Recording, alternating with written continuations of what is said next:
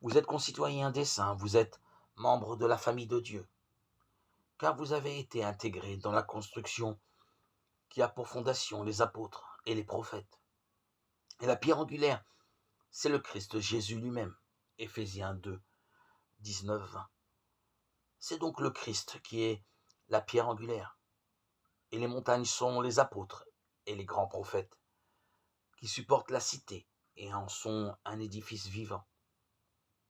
C'est de cet édifice que partent les cris de nos cœurs. C'est là l'œuvre ingénieuse de la main de Dieu pour nous faire entrer dans les justes proportions de cet édifice. Car ce n'est pas sans raison que l'arche de Noé a été construite avec des bois carrés. Genèse 6, 14. Que signifie ce carré? Voyons une pierre carrée par exemple. Tel doit être le modèle du chrétien.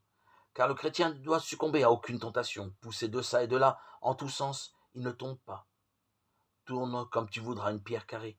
Elle se tient debout. Les martyrs paraissaient tomber quand on les faisait mourir. Mais qu'est-il dit dans nos cantiques?